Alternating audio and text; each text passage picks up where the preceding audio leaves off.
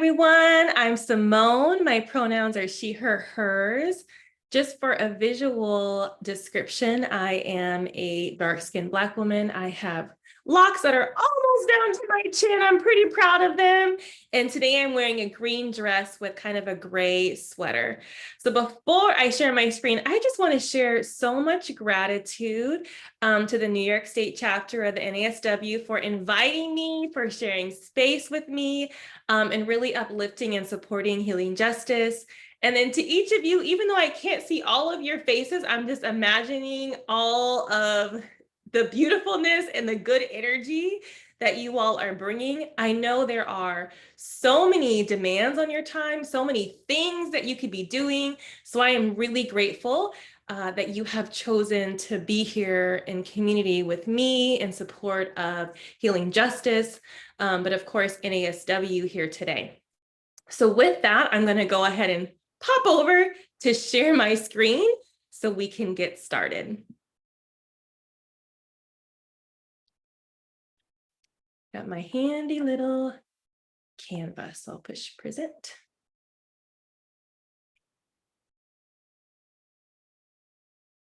All righty. So I am here as a social worker, yes. It could be a whole other presentation where I talk really long and really excitedly about how proud I am to be a social worker trained at a historically Black college. I'm incredibly proud to be a student at Howard University. But today I'm actually here to speak on behalf of Healing Justice Santa Barbara. And so I'll be speaking with you a little bit about how that informs my work, how that informs my vision of what social work can grow to be, and also to be really unapologetic that my practice of social work is political. And more specifically, if I think about the work of Healing Justice Santa Barbara, we often say with joy that we do this work for the love of Black people. So if we get like 5 slides in and you're like, she's been talking about Black people for 5 slides now, yes, expect that. It's going to be consistent from beginning to end. That is my heart passion, and that is what I'm here to share with you all. So if you're like me, you like to know what is coming and what is planned. So I put together a little agenda for what to expect of our time today. So we'll do a grounding and welcome. We'll go over some community agreements and an opening round. I'll talk to you a little bit about what we do at Healing Justice Santa Barbara, why it's so important to how I approach my social work practice. And then we'll get into some of our exercises. So partly like what we're learning, but how we're going to apply it. So we'll talk about the ethics of care. I'll share with you some of my grounding principles. We'll talk about some frameworks that I found really helpful, some examples from the NASW, but also from the National Association of Black Social Workers, because I'm also a member of that group. I'll give you an example from Healing Justice Santa Barbara. And the reason why I listed all these examples is because even in social work, where we're about action, right? Sometimes we can get really into theories that sound really great, but we forget that part of how are we actually going to put this into practice at our workplaces, in our families, and all of these different systems that we're involved in. And then the last part will be space for you all to do some evaluation and planning before we have reflection and questions. So that's kind of how we're going to move through today. And hopefully each of these sections kind of builds on one another. So community agreements, these are our community agreements as Healing Justice Santa Barbara. And so we start every Black community meeting, we start every program, we start every event or action that we're doing with these in mind. And I wanted to share them with you because I think these would be important as we build in community, ask questions of each other today, and really think about what types of power are we working within and in our organizations. So the first one for Healing Justice is that we are very unapologetic about centering Black people in our work, but we try to be very specific. We try to think about all of the different expressions of Blackness and who may be Black folks who may have less privilege than us, right? And so we pay special attention to Black folks that are LGBTQIA+, Black people with disabilities, undocumented Black people, Black folks that speak in African American English or Black English, Black immigrants, and Black folks with darker skin tones. Because again, we understand that there are nuances about how we are seen, how we are impacted by our communities, and we want to be real clear about who we are for and really mindful about how each of us may need to decenter ourselves to make sure that the most marginalized Black person is getting the supports that they need.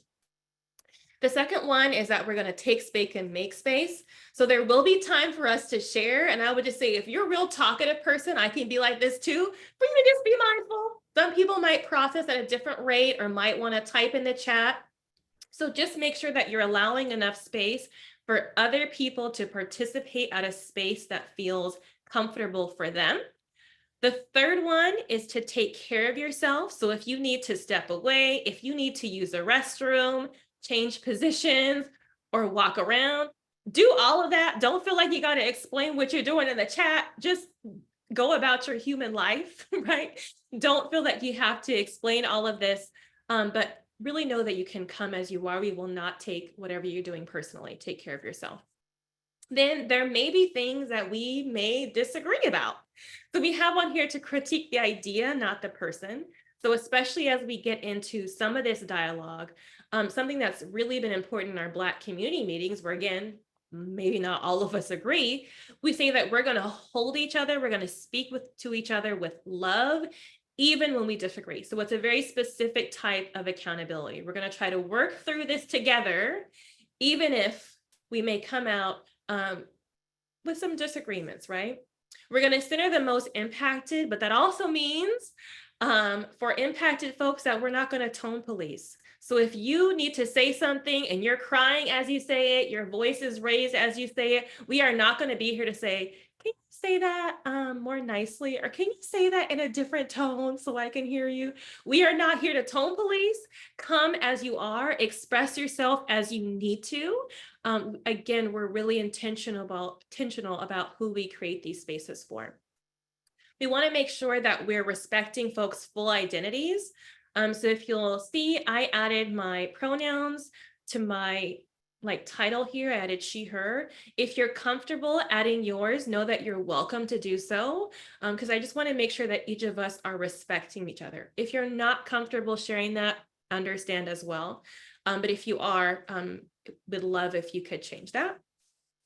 The next one is to share glitter, not shade. And this really is about critiquing the idea, not the person, similar to, but it's just like in this community that we're creating with each other, we know that accountability is based on relationships, right? And so we're going to hope that in this community that we're building, that we can hold each other accountable if we cause harm. But again, we're going to work through these things together, right? So we want to create space to have these conversations. Now, the thing about community agreements, y'all, is that we have to agree to them as a community. So I'm going to look at the chat and also at some of the faces for folks who are visible to me right now, because I also need to know, are you all on board with all of these things? So you could give me a thumbs up. You could give me a head nod. I just need to make sure that we are all in the same place and we as a community can agree to uphold these agreements.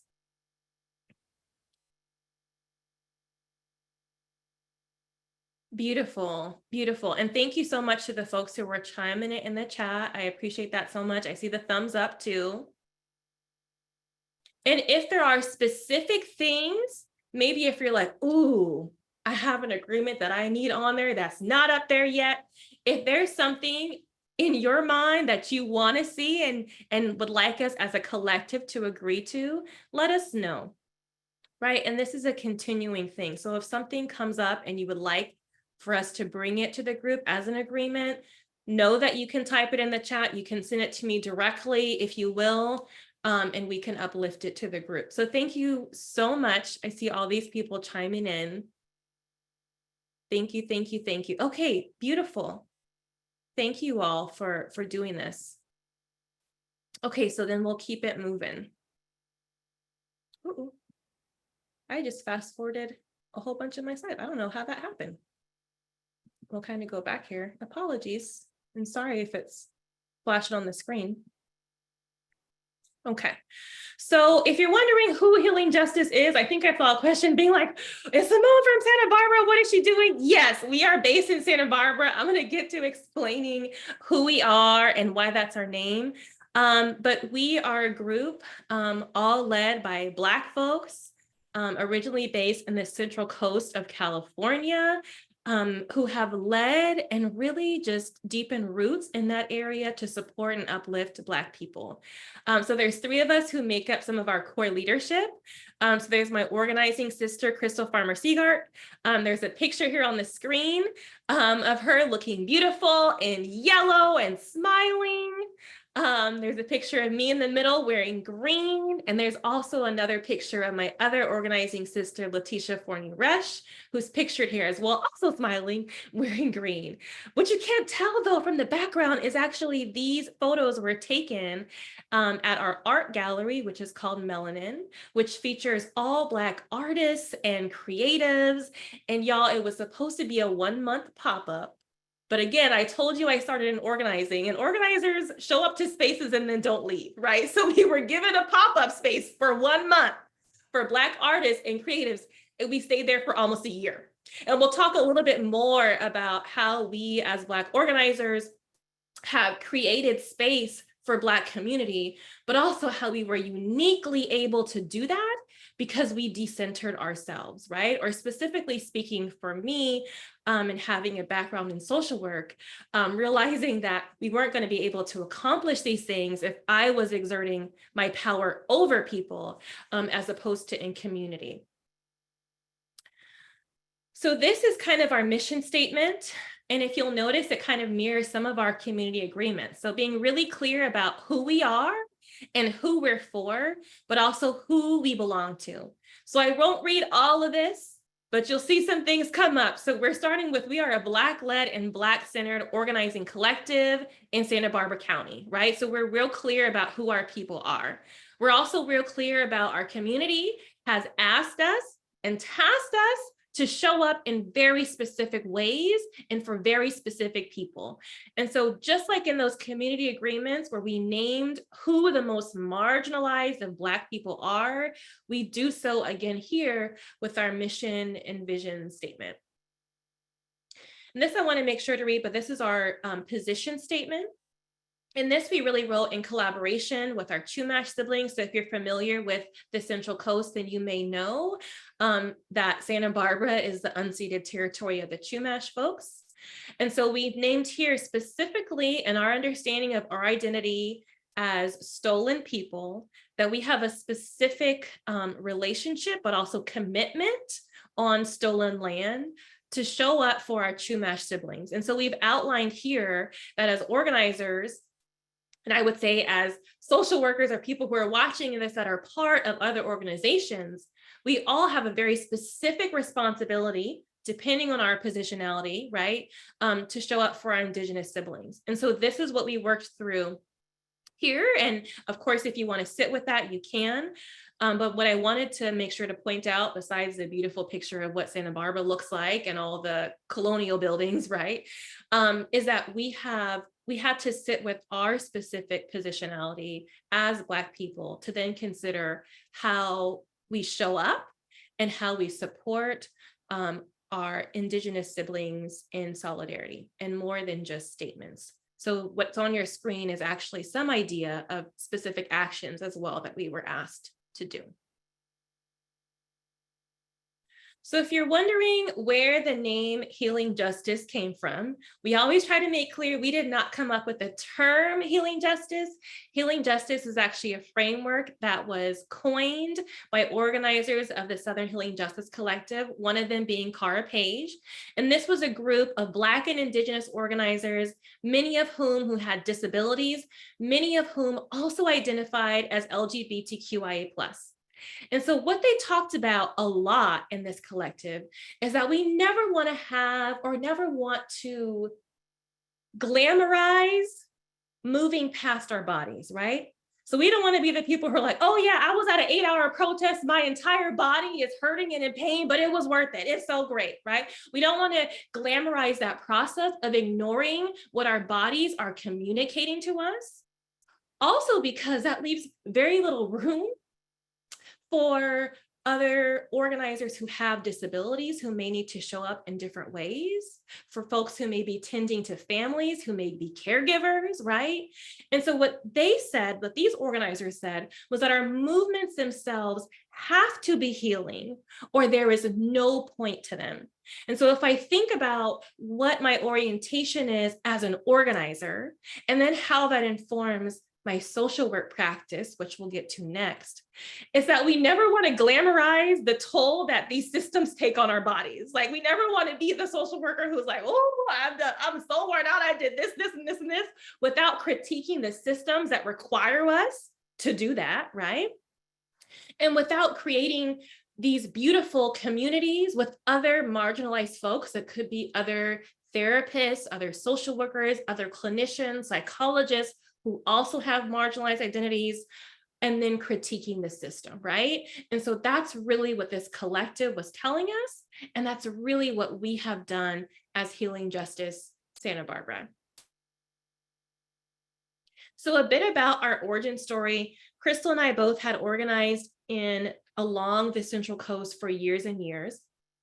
But often what was happening, even in the most progressive of spaces, is that we were being asked to shrink ourselves, or we were told, well, there's not that many Black people here anyways, right? So we were showing up in spaces that were meant to be for folks of color, and then learning that our Blackness was meant to be minimized, right? And that was incredibly painful.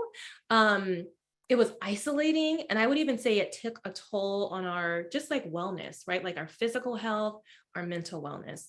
And so especially in 2020, where there was this collective moment of Black grief, of loss, and of need for healing space, before we took to the streets, which we did, and protested and did artivism and all those things, we actually started first with a healing circle. And so we invited all of the Black folks that we knew to come together for a healing circle. It was led by a Black therapist who we loved and trusted. And then we said, y'all, what should we do, right? And part of the reason we did that is because so many people, I think, viewed the uprisings as like frustration and anger. And I think that's true. But I think a lot of people missed how much of the uprisings were actually a ritual of grief, right? Like a way that Black people could tell others, like, we have lost something significant. And even if other folks may not value Mr. Floyd's life, may not value, Ma'Khia Bryant and so many others who were killed, we can affirm to each other that we have lost something so important, right? We have lost people. And so that ritual of grief together was important. We put demands to our community, and I'll talk about that in a little bit, especially when we talk about power. We mobilized over 3,000 people. But then some of the demands that we met, which went up to the state of California, took like years and years to be able to express in that way, but we're also because we were very, very sure that we did not just want to be like visible in the street without sustained action.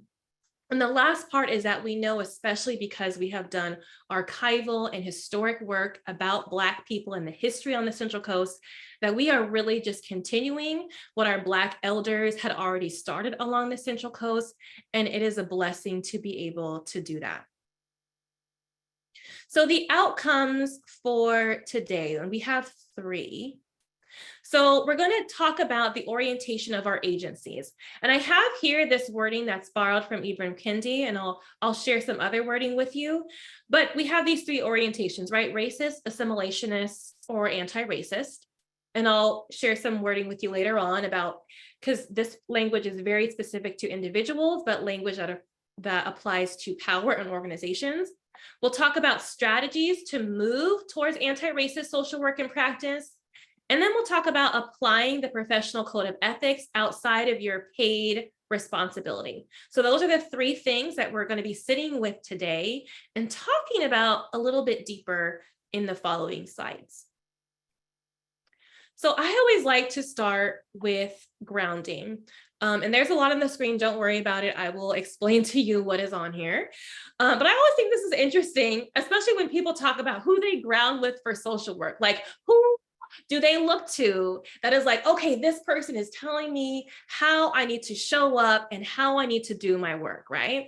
Sometimes people will name other social workers. Sometimes people will name like Jane Addams. I'm not going to do that. What you see on your screen here is that for me, if I think of like who am I wanting to emulate or see in my practice, would be civil rights leaders and organizers.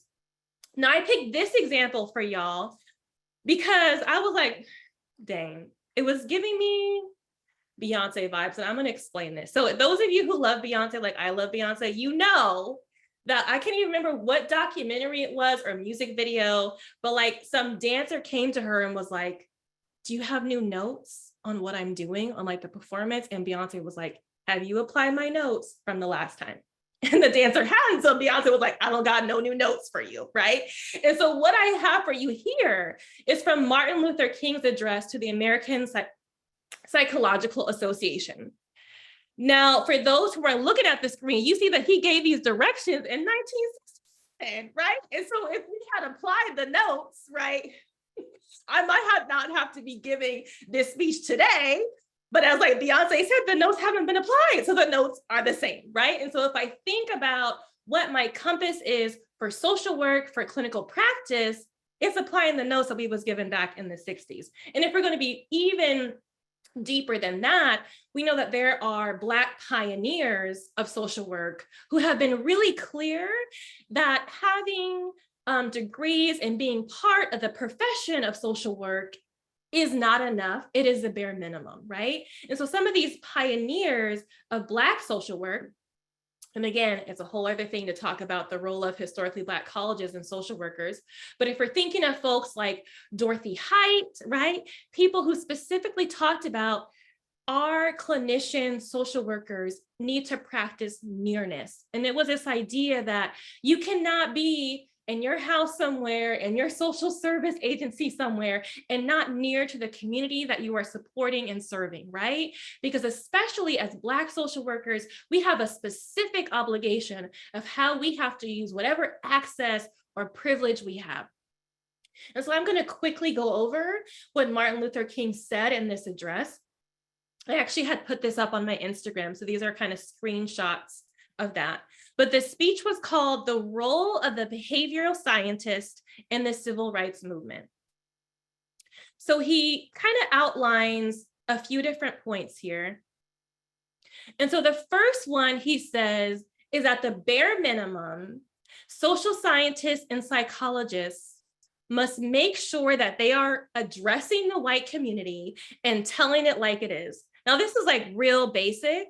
If you grew up in the Black church, then you'll be familiar with pastors being like, tell it like it is. It's basically like, tell the truth, tell it to whoever needs to hear it, and be really unapologetic with how you describe what is happening in our communities, right? So you need to testify and you need to tell the truth. That was the very basic thing, right?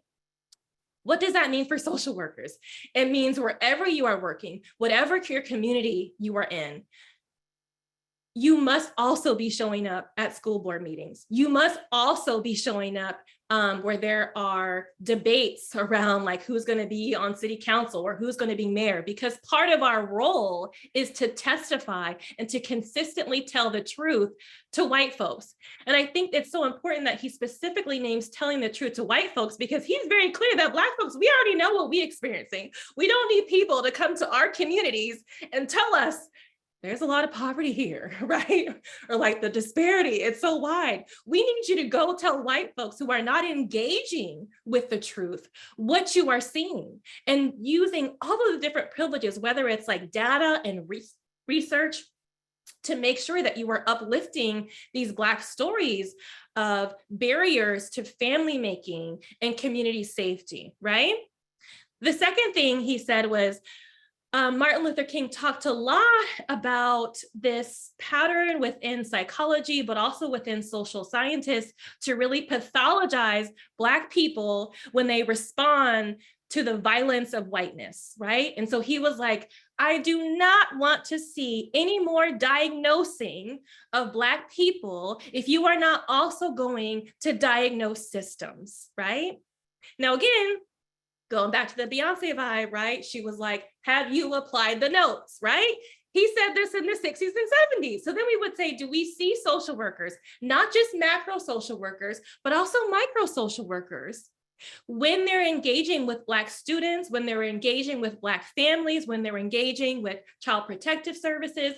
Do we see a tendency to diagnose, even if it's not an official diagnosis, but the quickness with which we might offer an unofficial diagnosis of a Black family, of a Black parent, of a Black child, and not having that same energy when it comes to diagnosing the systems, right? So what is that Black child or Black parent responding to? And the third thing that King says, and it's quite a long speech, I would encourage you all to like just sit with it, because again, he was dropping gems and we have not applied all the notes yet. But the third thing he said was he talked about this term that social workers and psychologists use a lot, which is maladjusted. And so before I talk about maladjusted, do we know the term maladjusted or maladapted? Do we still use that term? Have we seen it in notes, or have we used it when talking about people that we support? I'm gonna look at the chat because I see people looking at me, but I don't see no acknowledgement. So I'm like, maybe y'all haven't been using that word. I've seen that word in where I work or my practicum site. Some people are like, yes. And so King says, one, that term is real problematic. What does it even mean? But he also was like, there are things in this society that we should never be adjusted to. And so if you are a person who is supporting marginalized people, if you are a person who is supporting, in particular, Black people, because that's who he was talking about, you need to understand that as someone serving those folks, we never want Black people to be adjusted to white violence. We never want Black people to be adjusted to white supremacy. If you think about the Black folks who were killed at the grocery store in Buffalo, we never want Black people to be adjusted to, white folks killing families, right? But also as social scientists and psychologists, we should not be encouraging, validating, or affirming or writing in goals that suggest that someone should be working to adjust to these oppressive systems, right? And so he was really clear in what he was asking us to do, right? Now, maybe you've sat through this whole thing and you're like, I'm not convinced yet.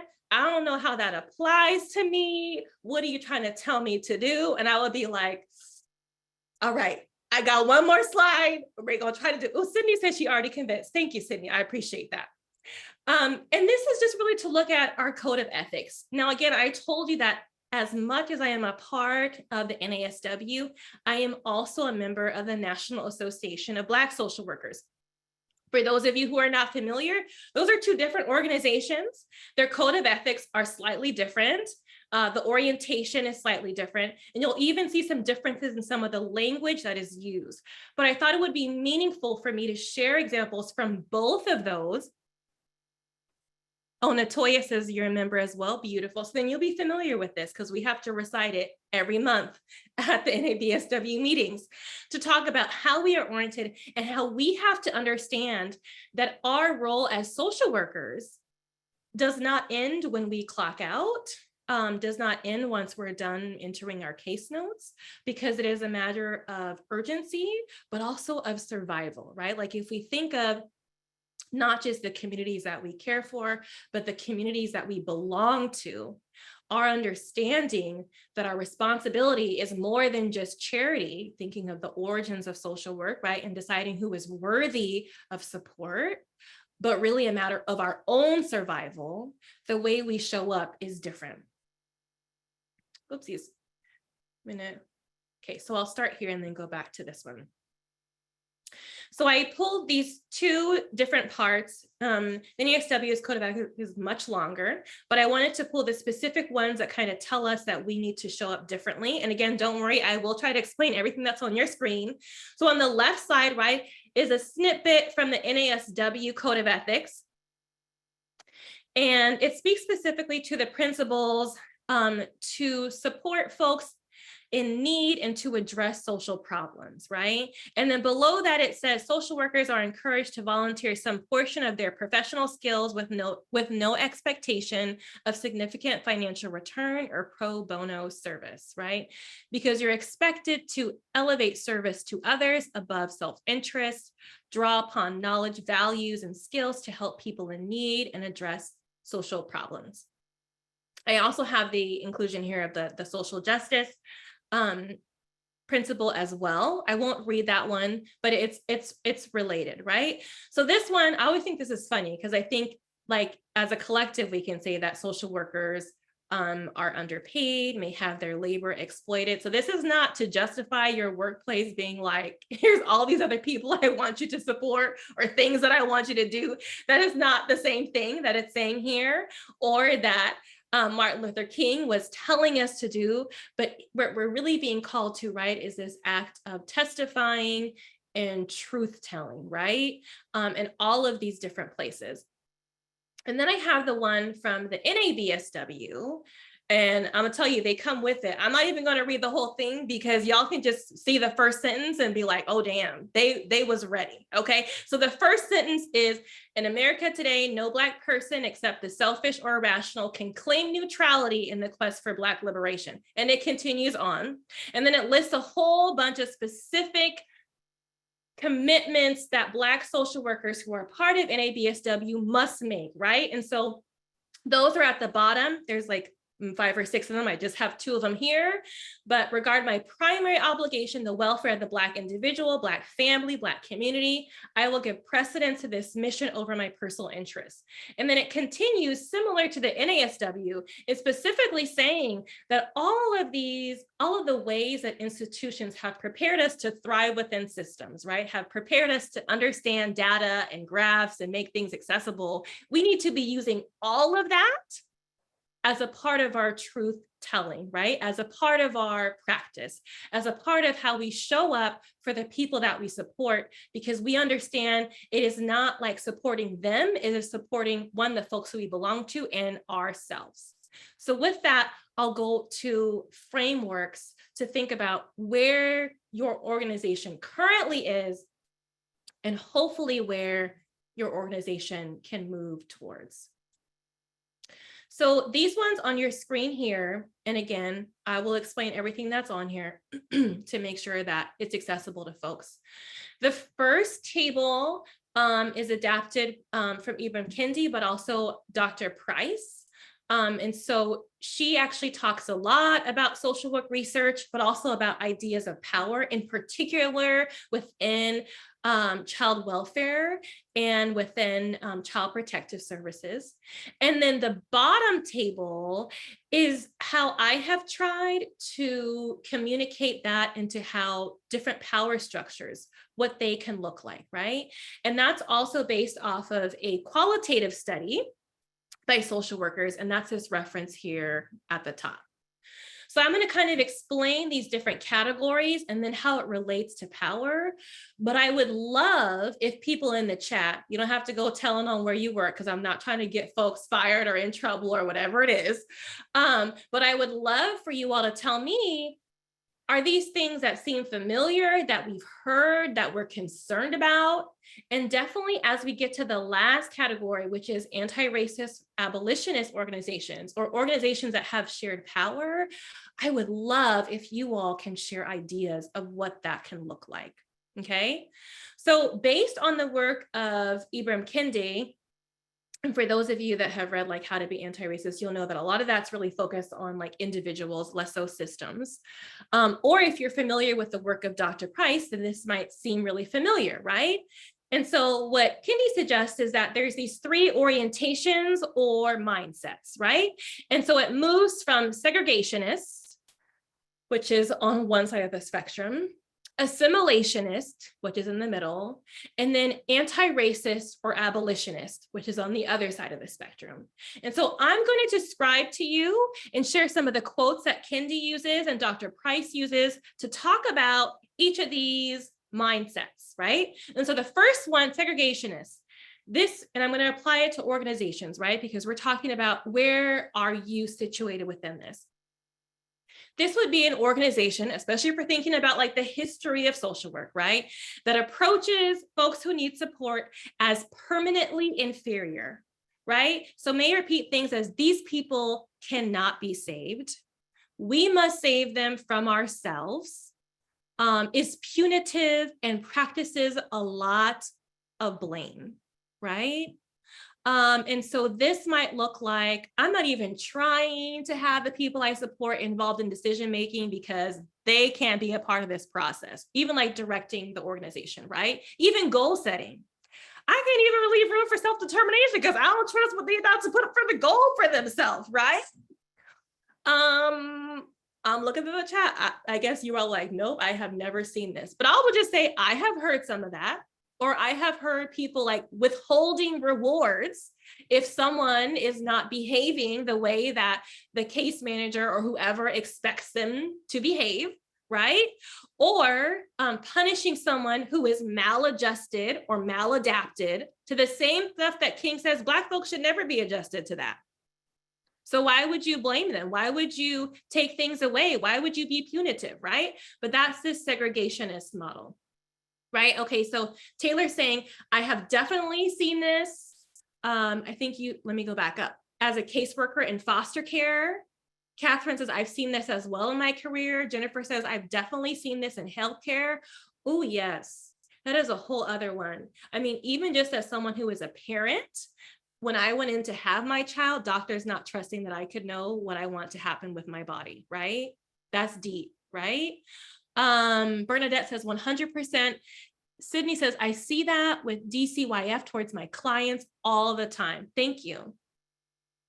Okay, now we're going to go to the middle, which is the assimilationist, which starts with temporarily inferior. So like you struggling, but if you do everything I say you need to do, maybe you could be like me. Maybe you could be one of us. Maybe we can let you in the club, right? So it's like these people, maybe they can be helped. We can help them be more civilized and educated. It comes with some caveats. So the standard of whiteness is what we all need to reach. So we want people who are well-adjusted, well-adaptive to just accept the violence of whiteness. And it's also very focused on saving, right? Does this seem familiar to any of us? I see some people shaking their heads. They're like, yeah, yes. And then we'll move on to our third category, which is anti-racist or abolitionist, right? And so this one has never viewed the folks that they're supporting or in community with as inferior. Things that might be heard would be, these people are people, they're inherently valued. We're going to focus on reducing inequity and creating equal opportunity, and it liberates, right? Have any of us seen the anti-racist abolitionist approach within the agencies or service orgs that we work in?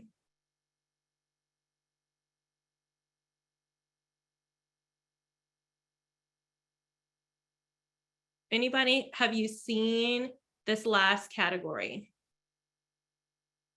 Oh, and Bernadette, you asked if I could repeat. Yes, if you have seen the anti-racist abolitionist orientation in the orgs that you all work with, have you seen that?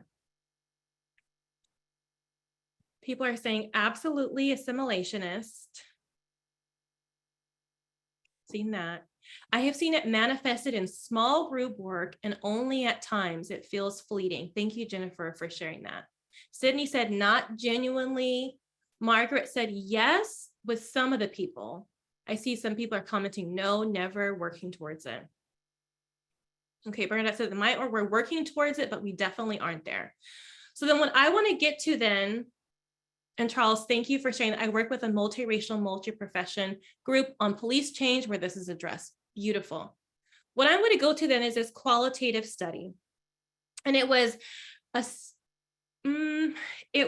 series of interviews of families who at this point were mandated to receive supports from a child protective services agency in their community, right? And so in the process of these conversations, most of these families were led by women. They were asked, what types of power are you seeing? How do you relate to the social worker or clinician that is assigned to you? How do you feel about that relationship? And then these researchers, social work researchers, tried to break up the different types of power they were seeing based on how parents and families, but also social workers and clinicians and therapists were describing their role. So what I put here for you is the categories that they came up with. So the first was hierarchical or imbalanced power, and that for me kind of aligned with segregationists. The second that they saw was negotiated or reciprocal power. And now I'm looking at negotiated. I think I might have spelled that wrong. Don't hold that against me. But I had that in my middle column, right, with assimilationist. And then this third type of power they thought they were hearing about that seemed to be shared power. And in my head, that kind of aligned more with anti-racist abolitionist approaches, right, or orientations of organizations. So I want to read to you some of what was in that article and what families and social workers told them. This is what it feels like in this environment, right? And again, the social workers weren't like, I'm working in a place that has imbalanced power. They weren't doing that, but different words and key themes were pulled out of their statements, and parents and families, and then placed in the category that matched best. So these researchers found that many organizations, even those that thought they were not in this space at all, even those who was claiming to be assimilationists, like we're there, we're working towards it, was actually in the imbalanced power and hierarchical state, right? Because they found that power there between the social workers and clinicians was actually based on rewards and coercion. And so they had interviews with social workers or families where social worker might say something like, I could take this away from you today. I could do that. There were social workers who said that, they said that, right? There were also families who repeatedly said they felt powerless. Like, I'm not even sure how to do this, how to move forward. There also were a few families who were like, I know I have some things to work through, but I'm scared to even tell the social worker or clinician, right? And so that's why I have here impacted families report feeling powerless and that it's a risk to work through their pain and trauma, right? Which again, if we're thinking about what King said about there are some things that Black folks should never be adjusted to, we now have Black folks, or Black families in this case, who are realizing, what is this shit that I have internalized? But I'm scared to tell whoever is assigned to me that I'm finally realizing I need to work through this, right? Families reported this to these researchers. There were providers, especially therapists in this story, who said they were in this research, who were supposed to be supporting families. And they said they were hearing from supervisors, or maybe they would get calls from CPS saying, well, you know that you're my eyes and ears. And so then we had clinical social workers saying, well, I'm supposed to be showing up as this person's therapist, but I'm hearing from all of these other people that I'm supposed to be the eyes and ears, which sounds a lot like surveillance, right? Which sounds a lot like provide support, but also that you can in the process get information to then blame and take away rewards, right? Which is exactly in the same line as segregationists. What was really concerning was how often this feeling of I have to be the eyes and ears came up from social workers and therapists in this qualitative study, right? Because it was even folks who were saying like, I feel conflicted about this.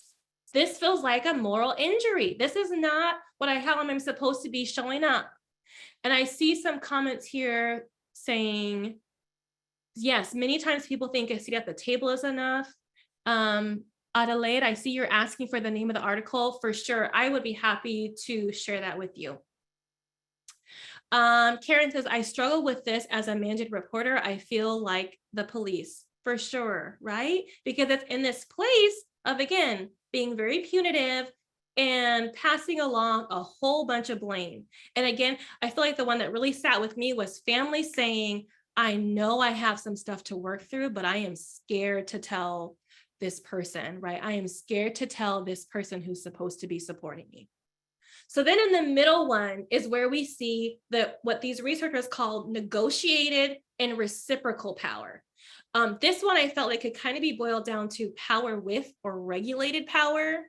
In this one, the researchers heard a lot of families talk about social workers, counselors sometimes as buffers. Like they would say, oh, this social worker is so great, they're so open, and they work as a buffer between all these systems, right? So they're the mediator between family court, between CPS, between social services, right?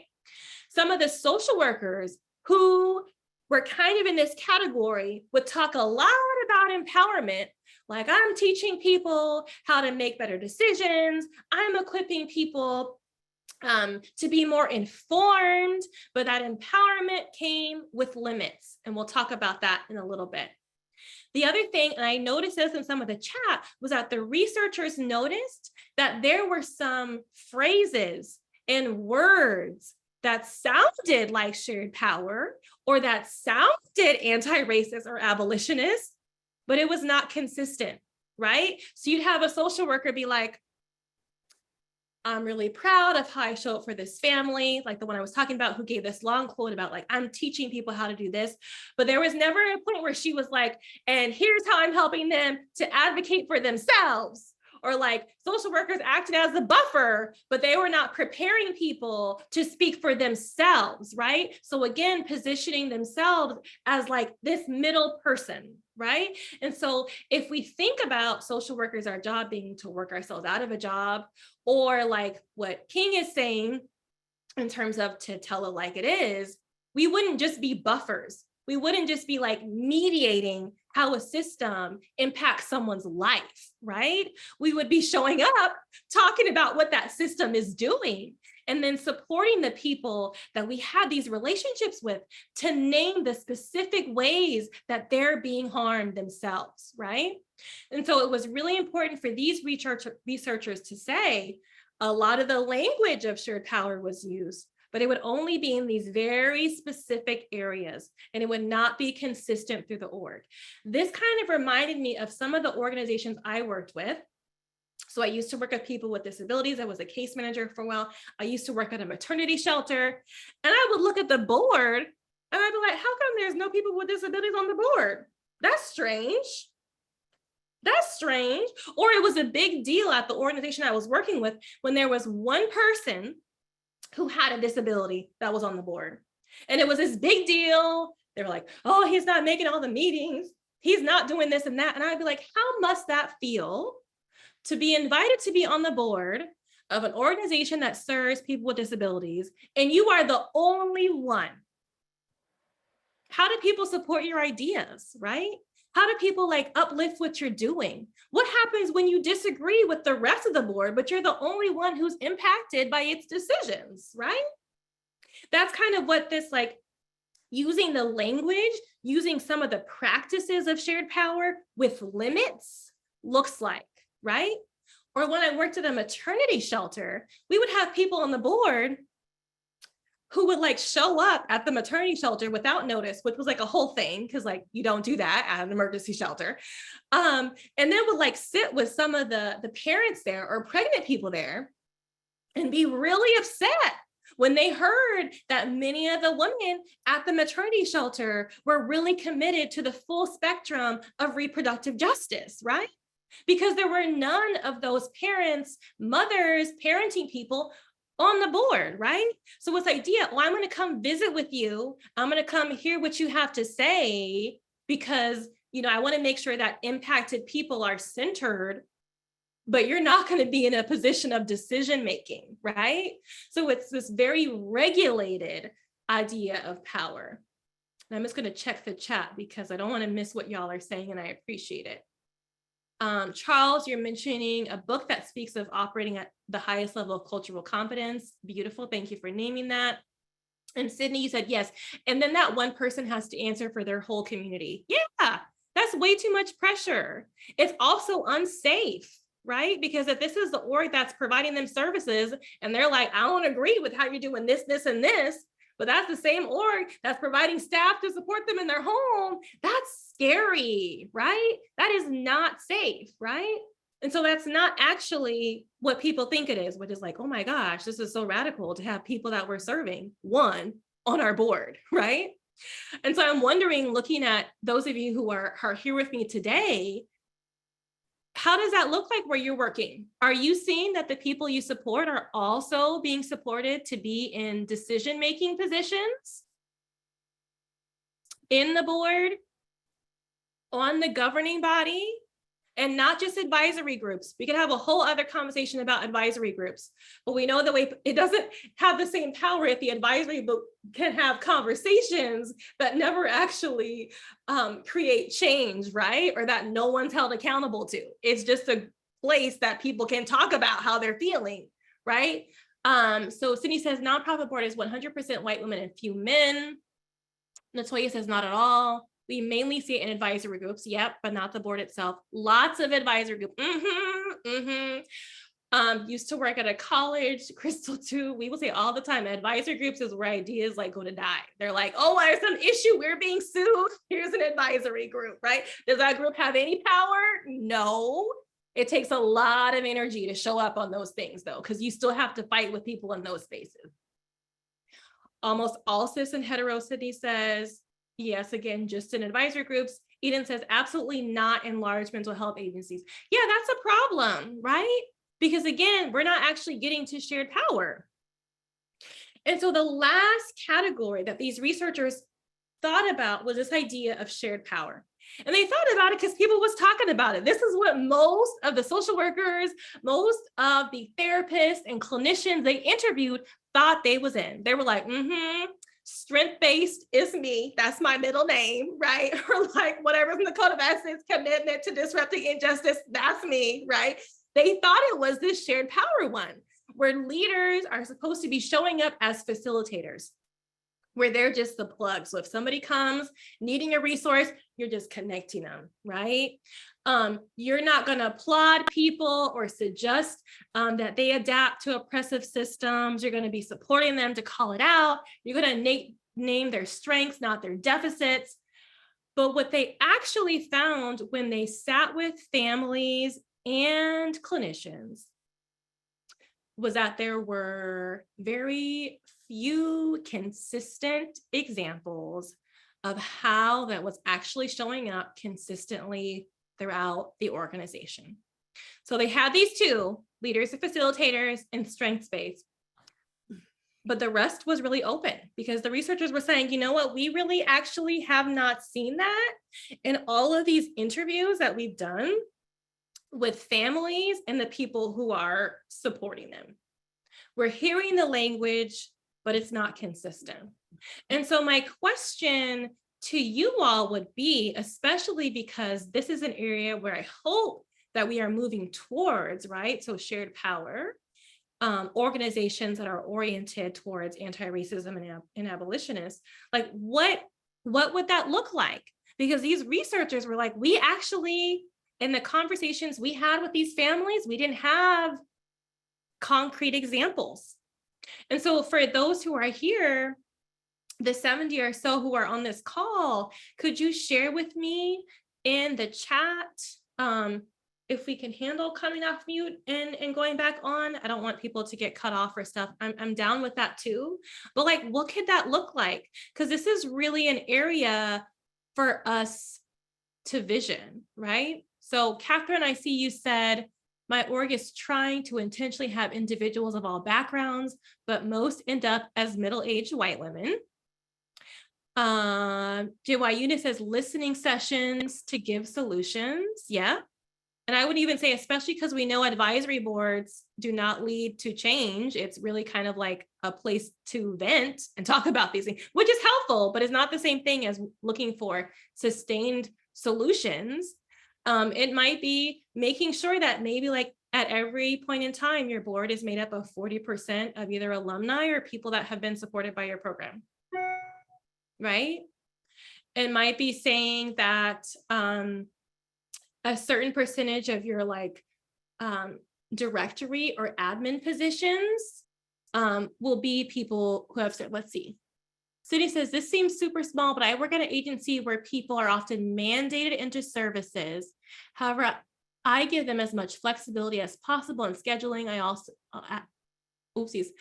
also every week ask, do you want to meet again next week? What time works for you? Rather than assuming they will be meeting with me because they have to. Yeah, I like that, Sydney. It sounds like a very like nuanced situation, but I appreciate that question that you're posing, because that's almost this idea of like ongoing consent, right? So like each week I'm checking with you if you'll be moving forward and if you're comfortable with this. And Joanne says, we were told you have a diversity committee, but it's not a part of the policy for the agency. Those of us who have those skills, right? You know what your gifts and talents are. Are you that person who can be looking through all the policies and protocols and find out what needs to be changed so that more people that are supported are given what they need to tell it like it is, right? To just do truth telling. Charles said, still trying to figure out how to persuade and inspire folks to let go of white privilege, its rewards and benefits. Yes, I would say that's good. And also like, how much time do we have left to do that, right? Because we're in 2022. So I'm like, how long do people need to let that go? I don't know. We might have to think of some other ways to incentivize people to let that go, because I think I want to stress the urgency, right? Because we know that Black families are being impacted right now, right? And so what does it mean if we're like, we still got to talk to white people and get them to let this go, right? How many Black families are going to get harmed in like the year, 2 years, 3 years, 20 years, right? That it takes for that person, right? Jennifer says, affirming that lip service is paid to shared power, but super uncomfortable to leaders.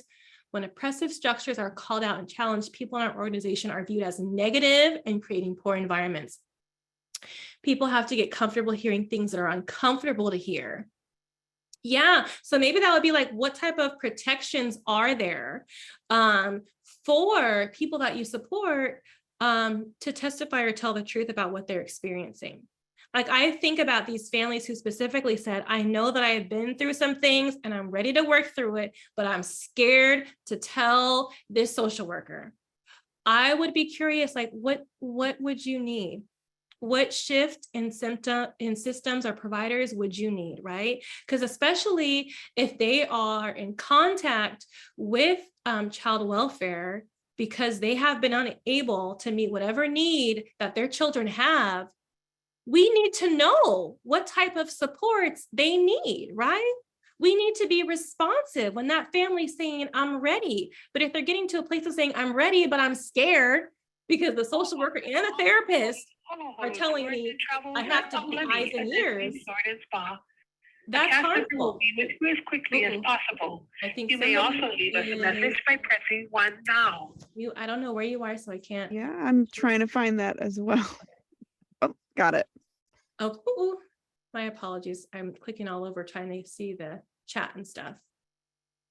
And apologies if I miss people's comments. Okay, Anita says, working at a foundation that is funding nonprofits to partner with parents around decision-making within the organization structure, to partner with the closest to the issues and the solutions to share power, providing consultant support to learn how to make organizational changes. Yeah, I would say how many of our agencies, especially those that might work within like mental health or work within like child welfare, how many of us are actually partnered with grassroots organizations in the area?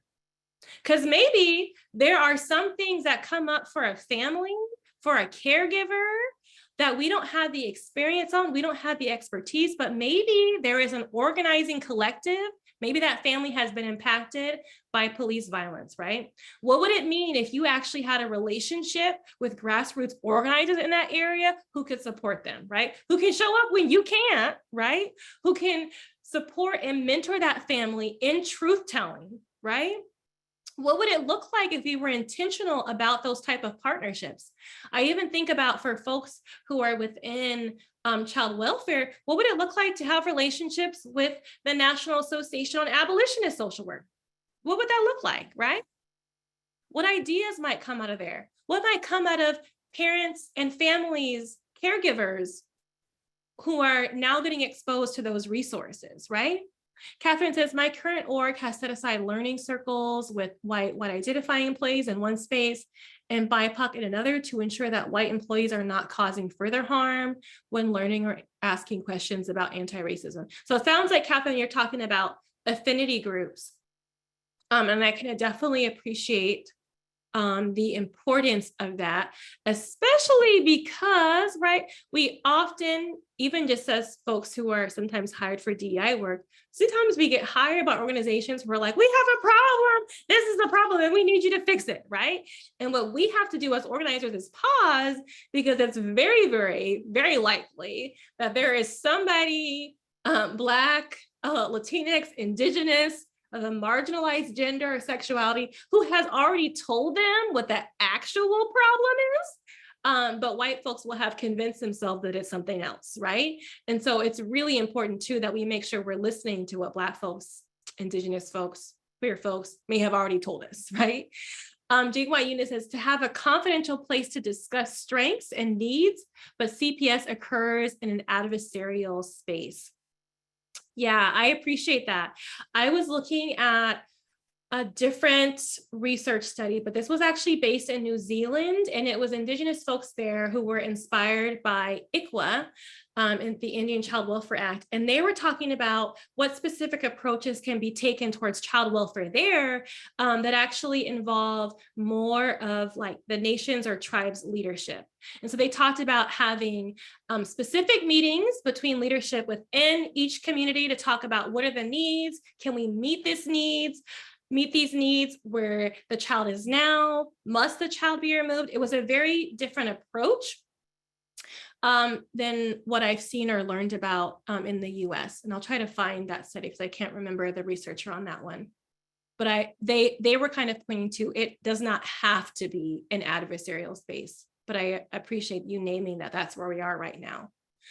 Charles said, truth telling is insufficient without truth receiving. As clinicians, we have to understand the resistance to change and construct solutions to help people create adaptive solutions, even at the macro level. Yes, I would certainly say, I would certainly agree with you, right? But then we also have to understand the risk that we may take as clinicians or social workers is not nearly the same as the risks it would take for an impacted family to truth tell on what's been happening to them. The risks are very different, right? And I would say it's just as like, some of you might be familiar with like relationship maps and all of this, that sometimes we support families and communities to create like, who are your people? Who can you call on? Where are they at? We should be doing the same thing as providers. Like, who are the people in this organization that I trust, that can show up for me, that have practiced solidarity, right? So that we can also do some collective truth telling. So this would be depending on the agency or organization that you work with. For example, I'll get into this, right? But as Healing Justice, we did a lot of work around police accountability.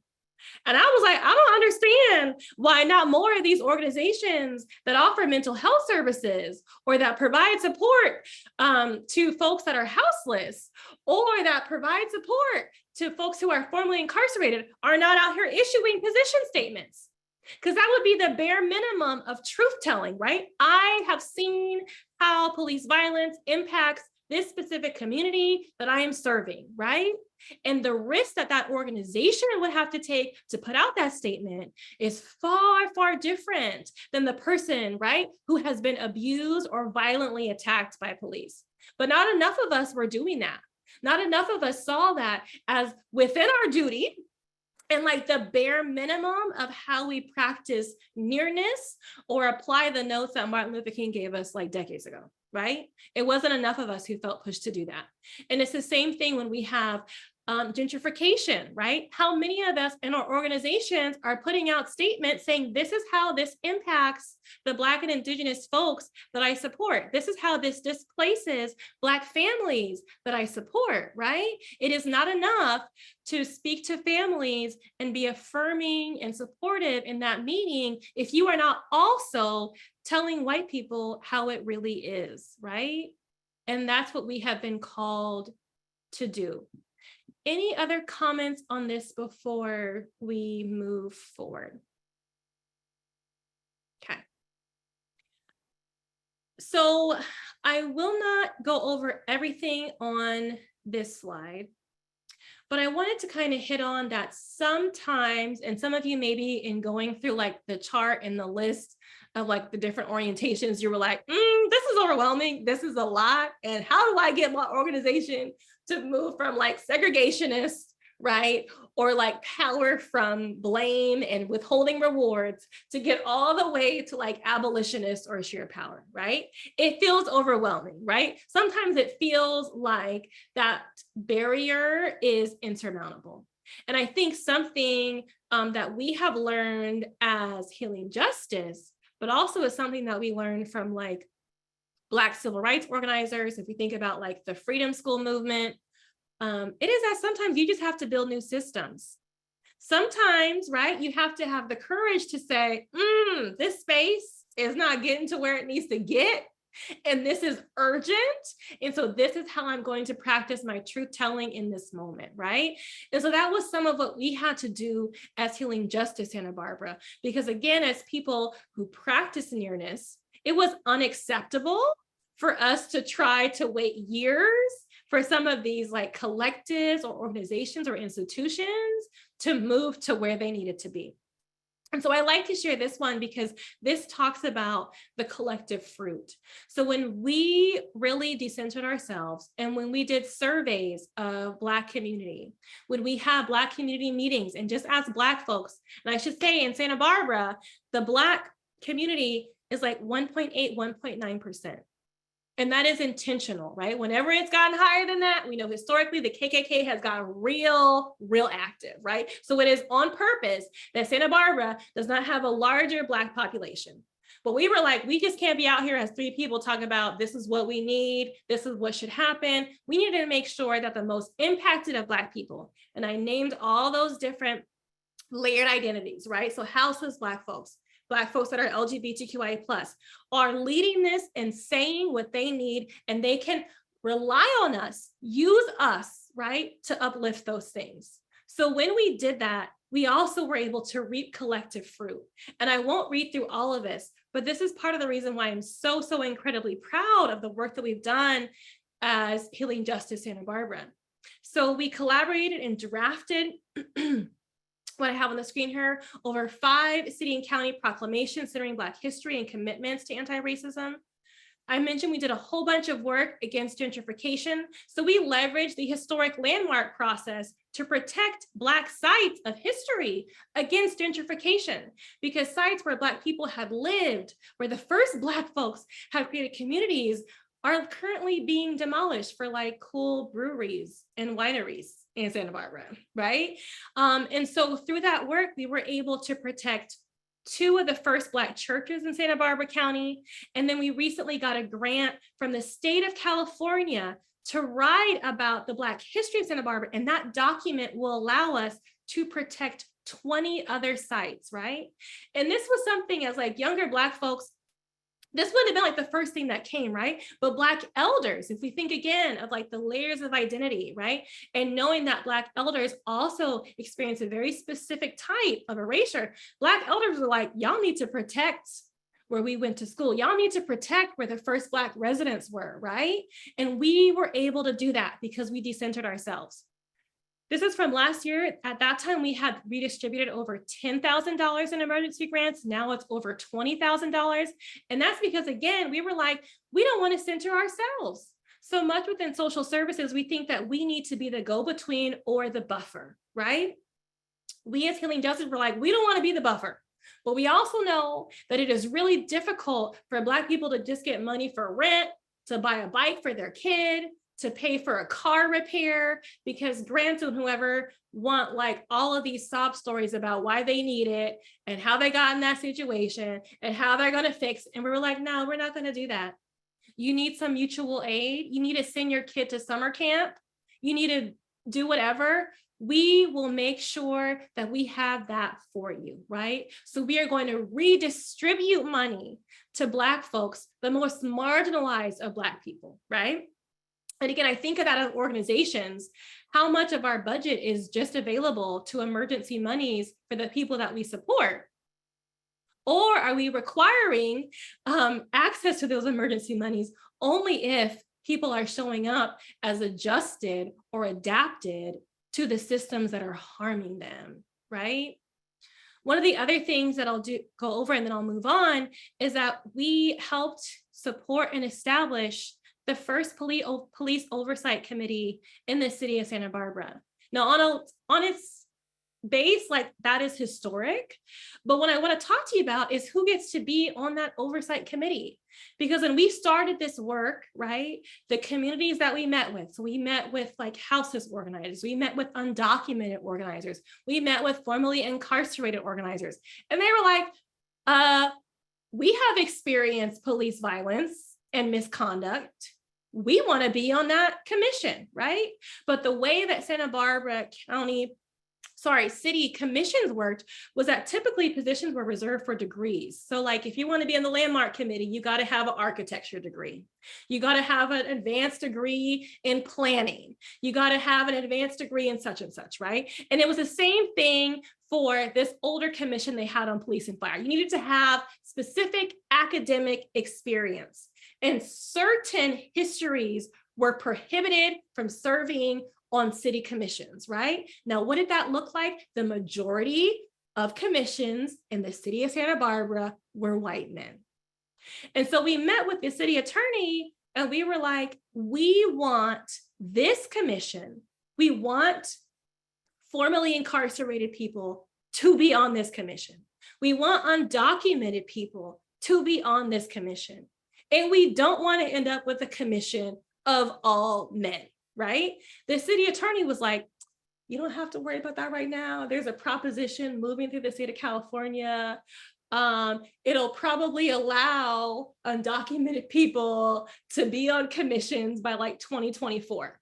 Now, this is what I go back to. If we're in nearness to our communities, we know we do not have time to waste. And so we were like, no, we are not going to wait 2 years for this proposition to go into effect to make sure that this commission reflects the community, right? And so we mobilize our community, right? And through that, we were able to get a commission that could be no more than 60% of one gender at a time. So it must have diverse gender expressions, right? They could not see more than 60%, right? Men, right? We also said undocumented people must be able to serve, and we got that. We also said that formerly incarcerated people must be able to serve. We also said that an advanced degree should not be a requirement, that lived experience was enough, right? What I'm saying to you is really basic, but our city did not have it, right? And I would think about each of you in the organizations that you're in, the requirements for each of the positions for leadership, for administration. How has your organization also created similar barriers? Because you have decided who is qualified, right, to lead in social work, to lead in therapy interventions. But Martin Luther King said, all y'all need to do is just tell it like it is, right? All y'all need to do is make sure that you are not suggesting that Black people be adjusted to these systems, right, of oppression, right? If that is our qualification, the composition of our boards and administration will look very different, right? And so I would say to you, as each of you who has a sphere of influence at the different agencies that you work with, what are you willing to risk, right, to make sure that your agency is moving towards that shared power? Because it's not enough anymore for us to be borrowing these phrases of abolition, but not having it consistently through our organization.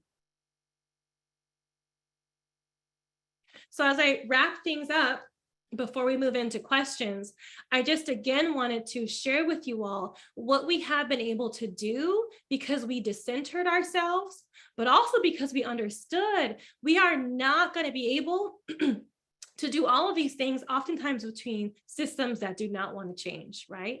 And so the first one is we partnered with the University of California, Santa Barbara to establish the healing space. And that is actually a partnership with all of their PhD students in clinical psychology to provide free therapy to Black residents in Santa Barbara County. So that means anytime there's a Black person, because a lot of times we're told we should go to therapy, and then it's like, there's no Black therapist, or the Black therapist who is available doesn't take insurance, is really expensive, all of these things, right? All of these other barriers. And so we were like, if our community is telling us that they need this, we will make it accessible. And so we did that with the healing space. We created a showcase of Black joy. We have a whole archive now of like local Black creatives and artists and painters. And that's big ups to Letitia, who really did that. I talked about the Citizens Review Board. So when this board was first set, there was 15 positions. You see that, right?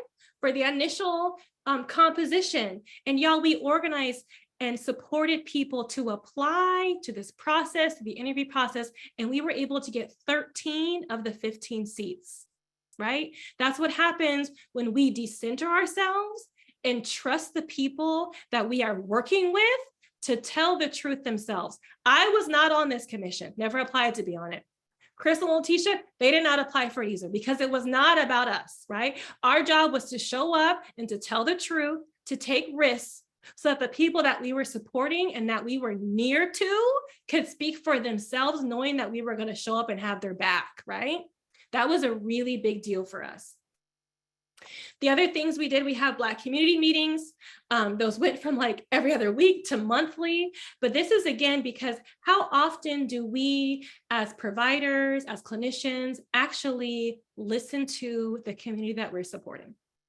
I know some people said, there needs to be like a willingness to listen, but sometimes have you even created the opportunity for the people you support to give feedback? And I don't mean like a little like feedback box or something where people can do comments. I mean, like, have you invested? Have you brought in perhaps a consultant that folks can meet with anonymously, right? Like all of these ideas, how have you made it easier, right? When we were doing this work around the police accountability, to file a complaint against the police, you have to go to the police station, fill out a report, and hand it to an officer. And now y'all will be like, that don't make no sense. Yeah, but how many of our organizations require that when the people that we support want to file a complaint or have a concern or want to work through something and don't know how to talk about it, right? These are things that we have internalized and replicated too, right? The other one, we have a full month that we do every month of Black History Month. That's archival work. It's also our work against gentrification. It's also our work explicitly to uplift Black elders. We do Black voter panels.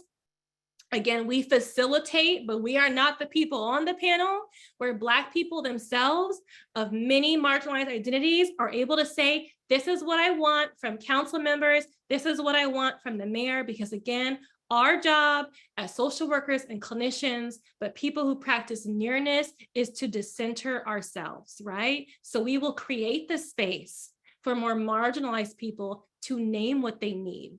And this would be like in the organizations that you are involved in. How are you showing up around voting? How are you not only supporting people to register to vote, if that's what they want to do, but ask their elected officials, right? To show up for them, right? And so there's all these ways that our organizations, many of which, some of them might be doing everything. So like if your org is like, I got this, I'm doing this, great. If it's not, then you could ask, well, why not? How simple would it be to have a town hall? How simple would it be not to endorse anyone or petition, but to say, today we're going to have a conversation about this, or we're inviting this person running for office to speak about this issue. What might be your questions? Or maybe there's people in your organization who, if you just give them the space, they can host that as the impacted families themselves. But have you ever given them that opportunity, right? All of these are ways that we make sure we're practicing solidarity and not just charity. I won't go through all of these, but these are more pictures of what we do. We offer children's programming. Why? Because Black families are like, I'm going to libraries and they're never reading stories of Black children, Black joy, and what my family looks like. So we started that. It's a series on YouTube that you can look at. We did mutual aid over every holiday. We hired Black yoga practitioners because Black folks was like, I would love to practice yoga. However, when I show up in those spaces, it's only a specific body type and white folks that are celebrated, right? So again, we're listening to what our community asked us to do. It's not always what you would expect, right? What organizing should look like or what social work should look like. But I would argue it's exactly what we should be doing if we're moving in solidarity with the communities that we support. And then here we have our Juneteenth celebration, which we are now on our 5th year, but we pushed to actually have city funding for the celebration every single year. In Santa Barbara, there is a holiday that celebrates the colonial mission, which perpetuated genocide against Indigenous folks. And that happens every single year. And it's this huge holiday and the city spends a whole bunch of money on it, right? And it's actually not a real holiday. It was created for tourism monies, right? And so part of our job as truth telling was to say, Juneteenth is an actual holiday, is real, is actually about liberation. All of us should be invested in this. And the city should give money every year to make sure that Black people can celebrate and be joyful and also talk about what they need, right? We got a commitment of $35,000 every year from the city of Santa Barbara. But again, that's because we decentered ourselves, right? And I see some comments here. My agency gives Juneteenth as a paid holiday. That is great. I am happy to hear that. But I wanted to give this to you all as an example of what can happen when we move our agencies or when we are convinced ourselves that we do not have the privilege of time towards moving towards abolition, towards having shared power with the communities that we profess to serve, right? And that we must do more than this bare minimum of this is when I'm clocking in and clocking out. Right? And so it starts with this evaluation of where we are and thinking about what can come, right? And so for this point now, I want to pause. And this is just for you all to kind of think about, where is your organization currently, right? Are they in the shared powered space? Are they using a lot of the language of shared power, but actually in the assimilationist space? I can go back to that slide if that would be helpful. But I want you all to take a minute or so just to kind of reflect on that. Like, and being honest, I'm not going to be going through the computer to see what you write down and like reporting to whoever. I'm not the eyes and ears. I'm not here for that today. This is for you all to think honestly, like, where is my agency? And then maybe vision like what can you do? What could your role be in making sure that they're moving from this charity space, this segregationist space, if that's where they are, to more of the shared power and abolitionist space?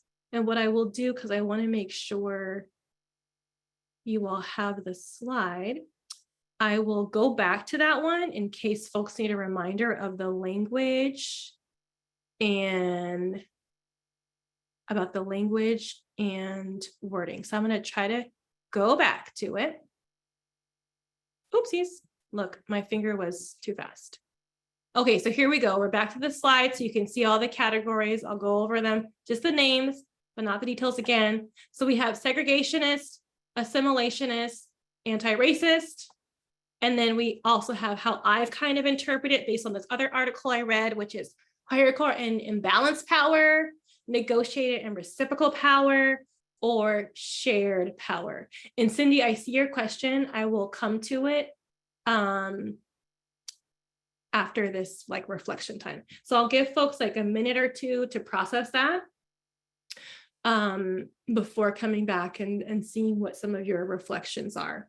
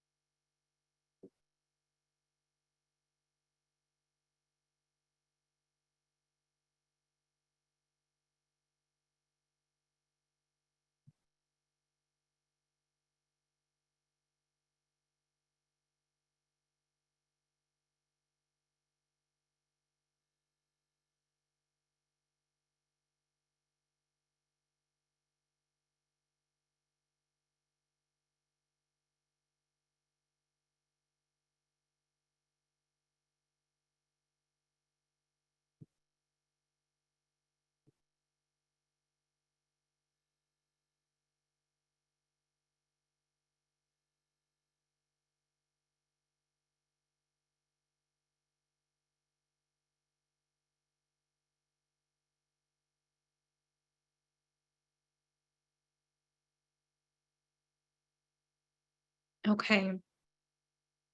So as we're coming back, if people want to share reflections, you are welcome to. Margaret says, I work in a public school system, so it is more like what it is versus what they say it is.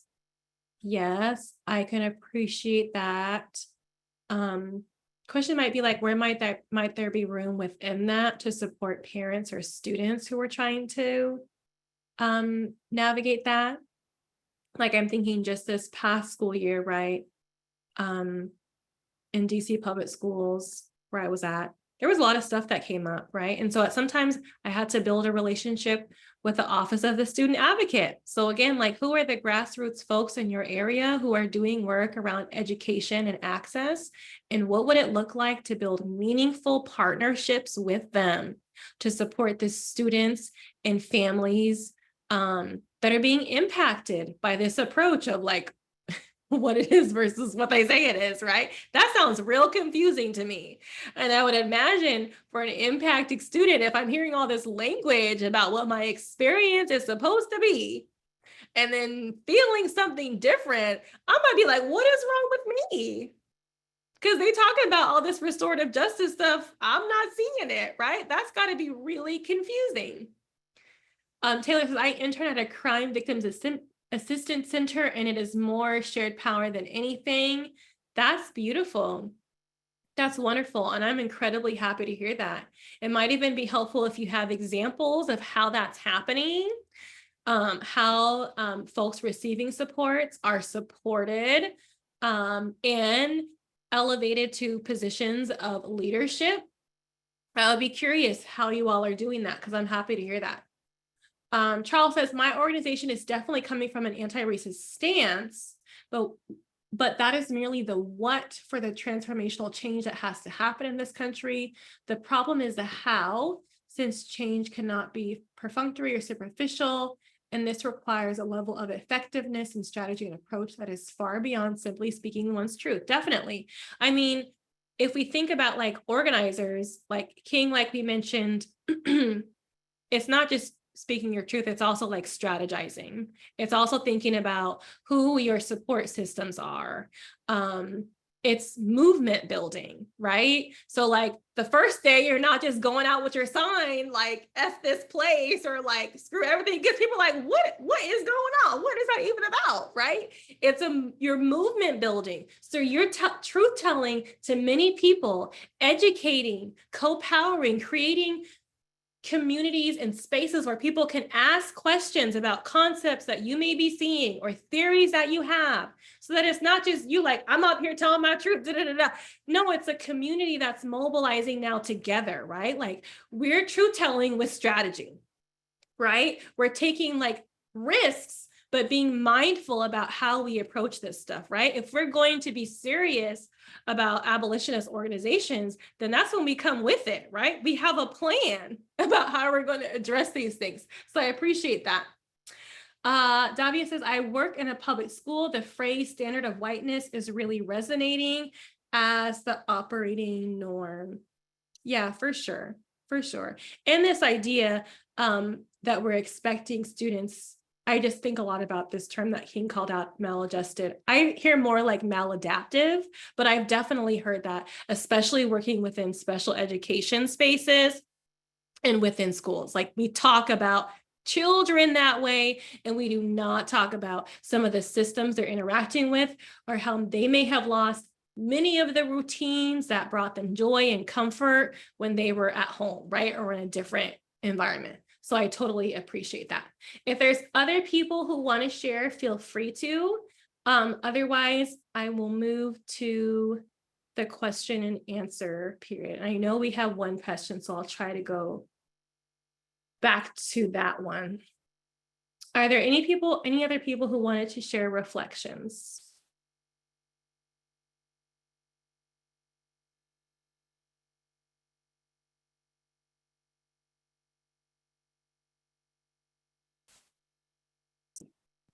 Okay, so then I will move to the question and answer period, and I'll move my slide so that it's kind of clear. I'm sorry if it's too much on the screen. Okay, so Cindy says, question. This may sound provocative, but you speak about the need to Black practitioners. True. What, if anything, is the need for white people in this model? It's a bit one-dimensional. It would seem to me there needs to be a lot of work to create conversation, and I'm not hearing that. It is more about what is wrong with the system and white folks in it. And of course, there's big problems. Okay, so Cindy, you're gonna have me put on my thinking cap, but look, I came prepared. So we're gonna sit in this together, okay? Because the first thing you said was that I am speaking about the need for Black practitioners. Now, I think that's true. I didn't advocate as hard as I could have for the need of Black social workers, and specifically Black social workers trained at HBCUs, but I'm glad that you picked up that that's important to me, to have Black social workers, to have Black clinicians. But then you said, what, if anything, is the need for white people in this model? So now I'm gonna go back to what MLK said, because I feel like he made it really clear. And if it is not clear, like if you have sat through this and felt like all the instructions and everything I've been giving has only been, this is what Black people need to do and not what white people want to do, I want to pause and really clear that when Martin Luther King was talking about what the Black pioneers of social work were talking about was very clearly how white clinicians need to show up. So number one, right, let's just go to the title of what Martin Luther King's speech was: the role of the behavior scientist in the civil rights movement. And he was addressing the American Psychological Association. Now I'm gonna be real, y'all. There is a Black Psychological Association, right? We know this, they're a group, they exist, they do good work, they be real busy, right? Martin Luther King went to this one, right? And his instructions, again, were really clear, right? So Cindy, if you're wondering, if you're thinking that I'm only talking to Black folks, I want to repeat what King said, okay? He said to tell it like it is and to be truth-telling to white people. That was very clear, and he's very clear about that. And he says specifically that because Black folks know the condition of our cities, of our families, of our communities. We know what it is like to try to survive amidst white violence. So we need all behavior scientists, including you, right, to be telling the truth actively to white folks who perhaps up until this point have not been willing to engage with it, right? So that is the first thing. The second thing that he tells all of these practitioners to do, right, is to resist the urge to pathologize Black people and instead diagnose systems, right? That was the second thing. So the second thing for white people to do, all practitioners, is to diagnose systems. The third thing he said was to think about some of these terms that are problematic. It's not just maladaptive or maladjusted. There are so many. I'm sure we could come up with a whole list steeped in whiteness and psychology that are meant to demonize anyone who is other, right? Or who has found a way to exist in spite of these systems. And so Martin Luther King very clearly says, right, that we need to be really critical of terms like this, of terms that come out of psychology and whiteness as a standard. And we never need to suggest that Black people, in particular, he's talking about Black people, we should never suggest that Black people should be pushed to adjust to systems of oppression or to the people that oppress and violently harm them. Okay, so Cindy, hopefully that answered your question, and I'll make sure to hopefully, yeah, that answered a lot of what you're saying. Because sure, while I did, and you probably did see a lot of Black practitioners involved in the work that we do as Healing Justice, that does not mean that there's no role for you in what I've been talking about. I was giving very specific examples about how we as Healing Justice, because now I see you're talking about the yoga practitioners, how we as Healing Justice have responded to what our Black community members have asked for, okay? So hopefully that answers your question. In the remaining time, are there other questions or just things that were on people's mind before we end today? And I'll try to keep the chat open so I don't miss stuff.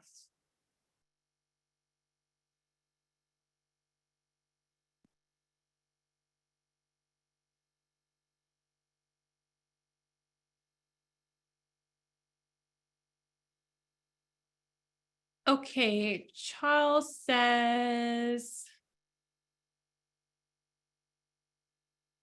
okay, it looks like you're suggesting a read for us, which is great. Discovering the leader within.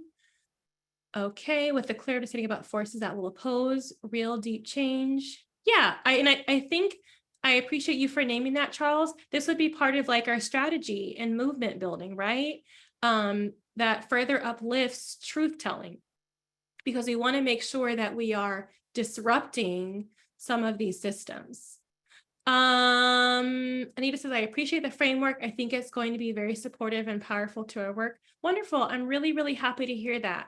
I think seeing the application to power was really meaningful for me, and especially reading families saying that they were scared to even work through some of their trauma. That really sat with me when I read that. Because I'm imagining how many of the people we support may feel that, right?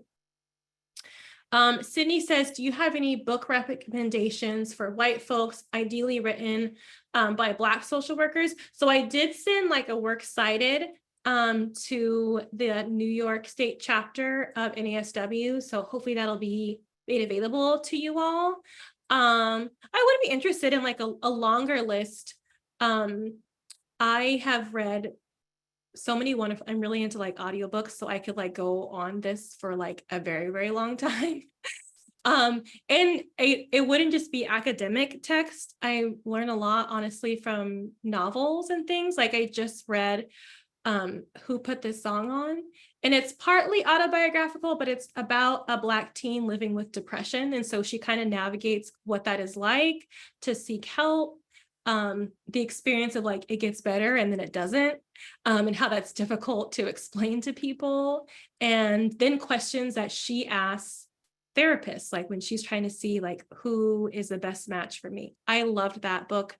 It's not an academic book, but I really enjoyed that, especially because we don't talk a lot about depression impacting Black people, and so I loved that one. And the author is great, and to talk about their diagnosis a lot too in the end. Natoya says, we have to be intentional in this movement. Yes, I would totally agree. And that's part of that strategy building, right? So your relationship map of like, who are your people? Who are the agencies you're tapped in with?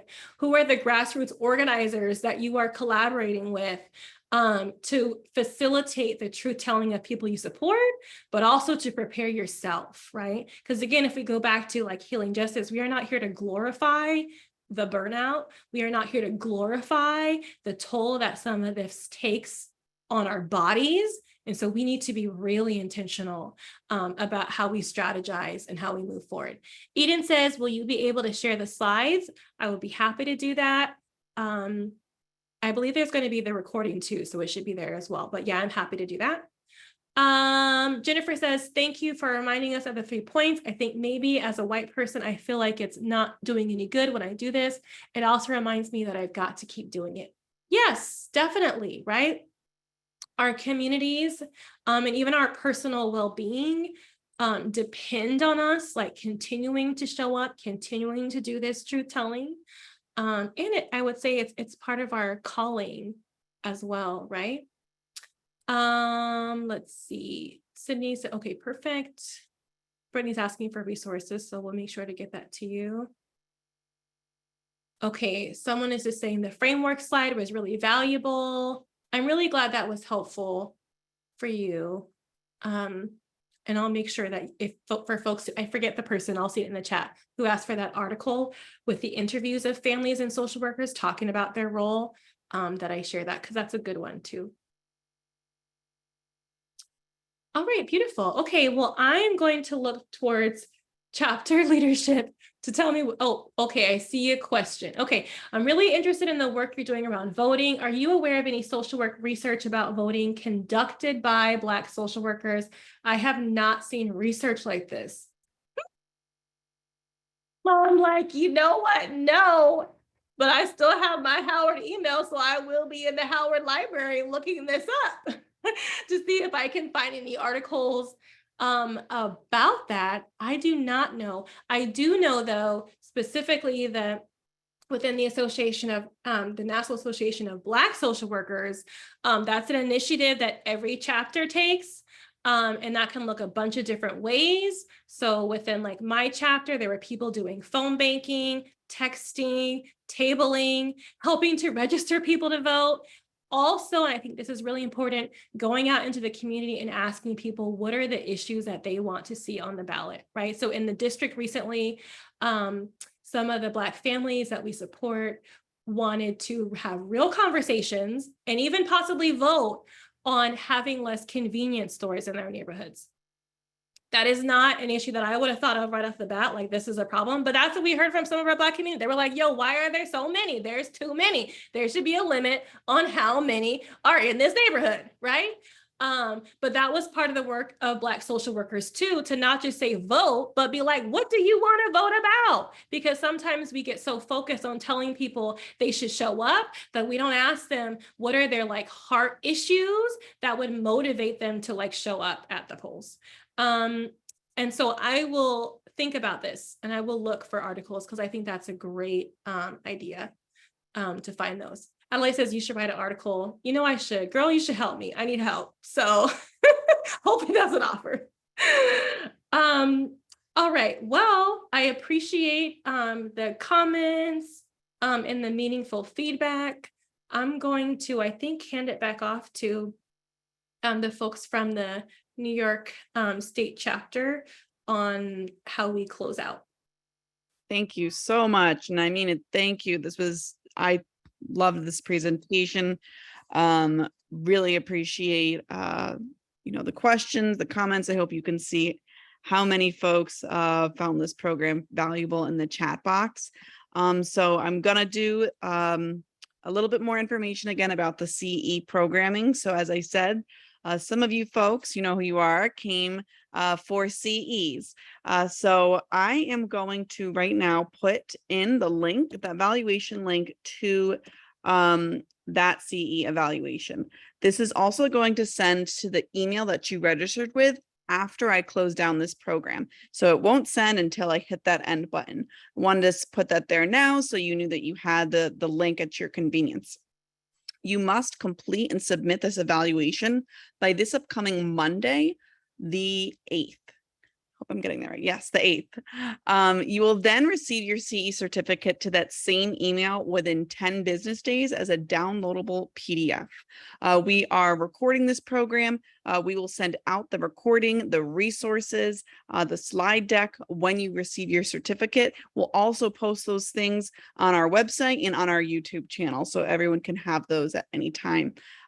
Feel free to share this presentation with your colleagues, with your peers, with your classmates, or whoever you think it would be beneficial. We really appreciate everyone joining us for this conversation. And we hope that we see you again, whether it's a chapter chat or a CE program or something else. Just want to thank everyone for joining us, and we hope you have a great rest of your day.